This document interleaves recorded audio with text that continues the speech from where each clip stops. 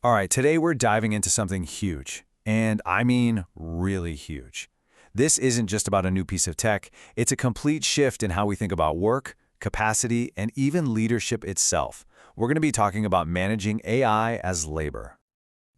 Think about it. What's the one thing that holds back every single business? It's human capacity, right?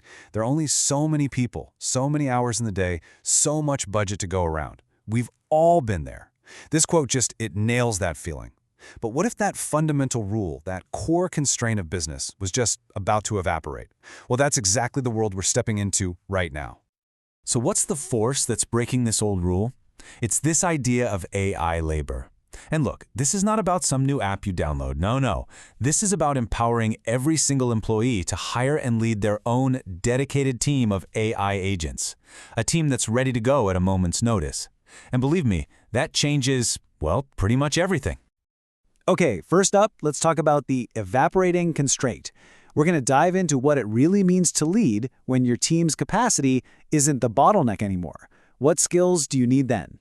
So the first thing we all have to admit is nobody is an expert at this. Not yet. I mean, we've all grown up with this stuff in science fiction, right? We've seen it in the movies. But actually practicing it, managing an entity with practically infinite knowledge, that is a brand new muscle we've never had to build, until right now. So what does this new leadership role actually look like day to day? Well, think about it. Instead of waiting weeks to get an opinion from the legal department, you can instantly pressure test an idea. You can completely bypass those backlogged internal departments just to get a first check. But honestly, the most profound shift, the real game changer, is that last point.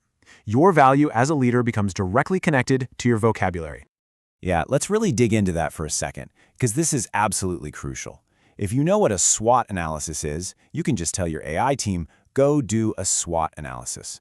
But if you've never heard of that term, well, that tool simply isn't in your toolbox. Your expertise, the actual words you know, literally become the commands you can issue. Your vocabulary is your new command set. All right, moving on to Section 2, Unlocking AI Superpowers.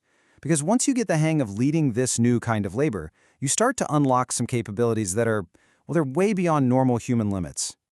The first superpower? It's something called radical parallelization. So in the old world, right, if you had 10 ideas, that meant testing them one by one by one. It was slow, it was a total bottleneck. But in this new world, you just task 10 different AI agents to explore all 10 strategic plans at the same time. We're talking about a level of speed and exploration that is just on another planet. Okay, the second superpower is cross-domain fusion. And this is where things get really cool and creative. Just imagine this for a second. You tell your AI team, Step 1, analyze 17th century art history. Step 2, figure out how trade guilds were structured back then. And Step 3, apply all of those insights to a modern medical device company. I know, it sounds kind of wild, right? But that is exactly the kind of silo-busting, out-of-the-box thinking that AI is incredible at. And see, that's the whole point. A human expert, even a brilliant one who knows everything about medical devices, probably doesn't know a ton about Renaissance art history, right? They're stuck in their specific field.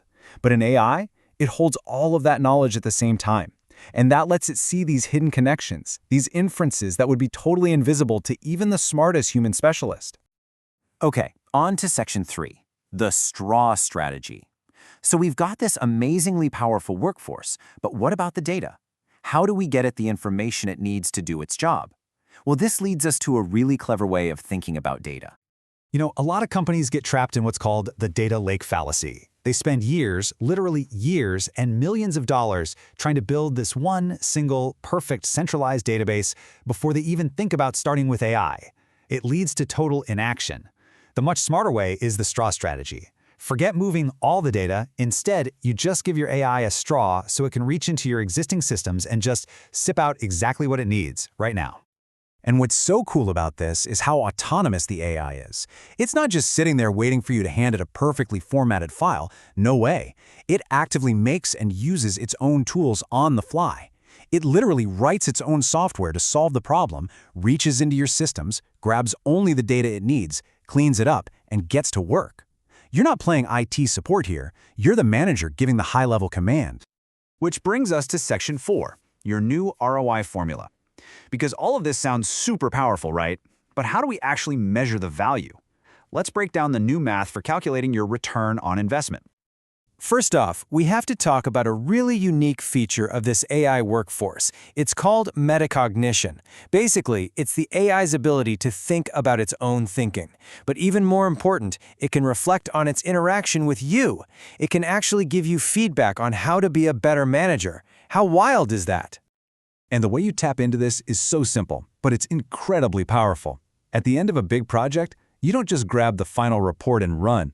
You ask your AI, hey, what could I have done differently in my initial instructions to help you get this done faster? Just think about that.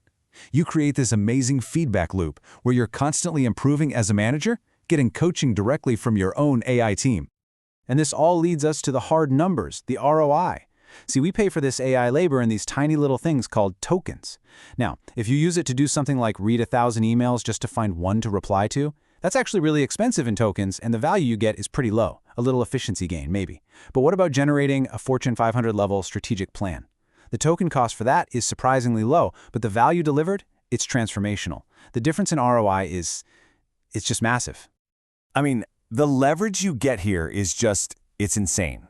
The cost per word, so to speak, to generate a truly transformational idea is practically nothing compared to what you'd pay a traditional consulting firm.